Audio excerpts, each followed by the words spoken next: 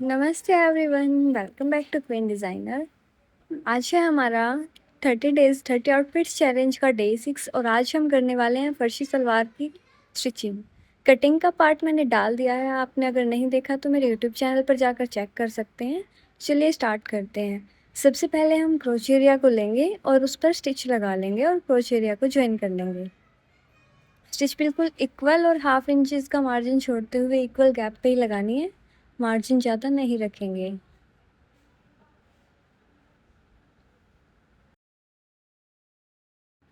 Crotch area पर straight stitch लगने के बाद हम सिलाई को उतारेंगे नहीं, वहीं से फैब्रिक को ऐसे फोल्ड करते हुए फिनिशिंग के लिए 0.25 पर एक और स्टिच लगाएंगे। इससे हमारी दोनों तरफ से अच्छी फिनिशिंग दिखेगी।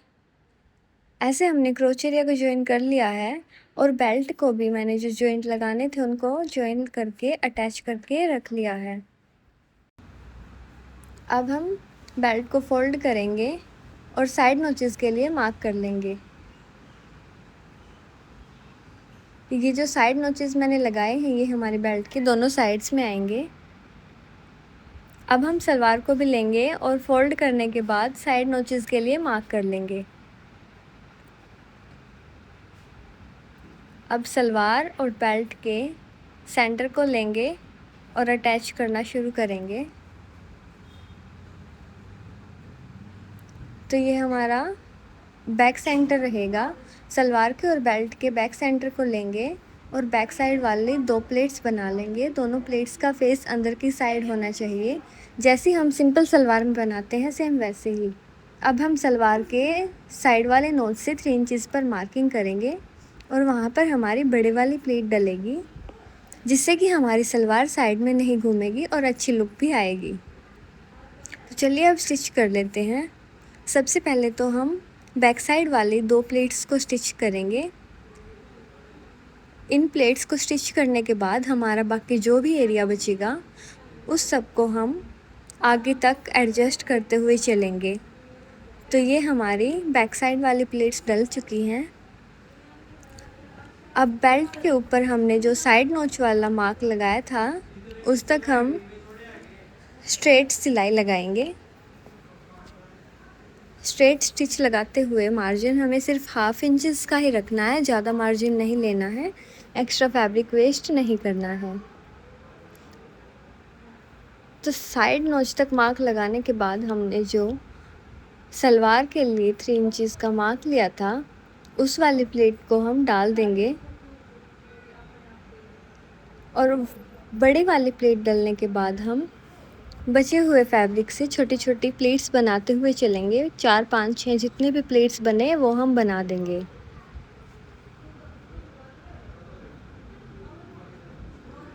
सभी प्लेट्स का साइज़ एक जैसा रखना है, बस एक प्लेट हमारी बड़ी बनेगी, बाकी सारी प्लेट्स छोटी बनेंगी जैसे कि हम नॉर्मली बनाते हैं। और जो सेंटर वाला मार्क आएगा वहाँ से हम क्रोच एरिया और बेल्ट एरिया के सेंटर मार्क को अच्छे से मिला देंगे। तो ऐसे हमारी सलवार में बेल्ट अटैच हो जाएगी और प्लेट्स हमारी बनकर रेडी हो जाएंगी। अब मैंने फिनिशिंग सीम भी लगा ली है और ऊपर से हाफ इंच जितना फोल्ड कर लिया है। अब हम बेल्ट में इलास्टिक अटैच करेंगे। इलास्टिक आपको जितना आपका हिप साइज़ है उसका थर्ड लेना है।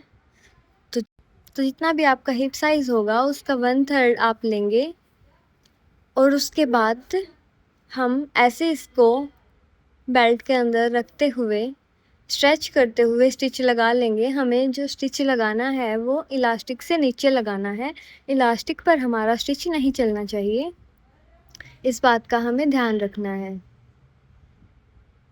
ऐसे हमारी इलास्टिक डलती रहेगी। आगे से इलास्टिक को स्टिच करते रहें और पीछे से ऐसे स्ट्रेच करते रहें जिससे कि इलास्टिक सलवार में पूरी अच्छे से स्ट्रेच होकर डल जाएगी। अब डलने के बाद इसको 1-2 बार खींचते हुए अच्छे से स्ट्रेच कर देंगे जिससे कि हमारी इलास्टिक अच्छे से इक्वली सेट हो जाएगी। इलास्टिक सेट होने के बाद हम इसको अच्छे से स्ट्रेच करेंगे और बीच में सिलाई लगा देंगे। इससे हमारी इलास्टिक घूमेगी नहीं या फिर इधर उधर कम या ज़्यादा नहीं होगी। बीच में स्टिच लगाना कंपल्सरी है और अच्छे से स्टिच करके ही लगाना है, वरना तो हमारी सलवार आएगी ही नहीं। ये हमारी बीच वाली स्टिच भी लगकर रेडी हो चुकी है। तो ओवरऑल सलवार हमारी हो चुकी है। अब रहती है सिर्फ मोहरी। अब हम मोहरी अटैच करेंगे। तो मैंने मोहरी के लिए फॉर्म कट कर ली है। 22 इंचेस जितनी मैंने इसकी लेंथ रखी है और 3.5 इंचेस जितनी विड्थ रखी है। आप 4 इंचेस के भी बना सकते हैं, मुझे 3.5 इंचेस के ही बनाने थे तो मैंने 3.5 इंचेस लिया है। अब इसके ऊपर एक्स्ट्रा मोहरी पट्टी जो हमने कट की थी उसको ऐसे फोल्ड करते हुए स्टिच लगा लेंगे। अच्छे से इक्वली रखते हुए स्टिच लगाएंगे। स्टिच लेंथ इसमें हमें थोड़ी सी बड़ी रखनी है, ज़्यादा छोटी नहीं रखेंगे। ये हमारी मोहरी रेडी हो चुकी है। अब हम इसको लेंगे और फैब्रिक को 1/2 इंचेस जितना अंदर की साइड फोल्ड करते हुए मोहरी के ऊपर ऐसे रखकर स्टिच लगा लेंगे। सबसे पहले बिल्कुल नीचे किनारे पर स्टिच लगाएंगे। ये देखिए हमने ऐसे रख लिया है और इसके किनारे पर स्टिच लगा देंगे। किनारे पर बिल्कुल अच्छे से स्टिच लगाना है, फैब्रिक फोल्ड नहीं होना चाहिए और इक्वल होना चाहिए। स्टिच बिल्कुल सीधा आना चाहिए। ये देखिए ये हमारा स्टिच लग चुका है। अब हम इसके ऊपर की साइड स्टिच लगाएंगे। फैब्रिक को अच्छे से स्ट्रेट करते हुए स्टिच लगाएंगे ताकि हमारे मोहरी में कोई भी सिलवट ना आए और अच्छी फिनिशिंग वाली लुक आए। चलिए अब ऊपर भी स्टिच लगा लेते हैं। ऊपर वाले स्टिच लगने के बाद आपकी इच्छा रहेगी, अगर आप चाहे तो इसमें बीच में डिज़ाइन बना सकते हैं। कुछ लोग फर्शी सलवार की मोहरी में डिज़ाइन नहीं भी बनाते हैं, तो वो आपकी मर्ज़ी है, आप डिज़ाइन बनाएंगे या नहीं बनाएंगे। मैं बनाती हूँ तो मैं इसमें सीधी बस लाइन लगा लूँगी। तो ऐसे हमारी फर्शी सलवार की स्टिचिंग कंप्लीट हो जाएगी। ये देखिए मैंने इसमें सीधी लाइंस लगा ली हैं। मैं यही डिज़ाइन बनाती हूँ फर्शी सलवार में, अगर आप चाहे तो बना सकते हैं। ये बनने के बाद अब मैंने इस पे मार्क कर लिया है 9.5 और 10 इंचेस पर ऊपर, जो कि मेरी मोहरी की फ़िटिंग रहेगी। मोहरी की फ़िटिंग लगने के बाद मेरी सलवार बिल्कुल कंप्लीट हो जाएगी। मोहरी में फ़िटिंग अच्छे से लगाना है और स्ट्रेट लगाना है। आपको ये टेलरिंग ट्यूटोरियल कैसा लगा प्लीज़ कमेंट करके ज़रूर बताना और क्वीन डिज़ाइनर को सब्सक्राइब करना मत भूलना।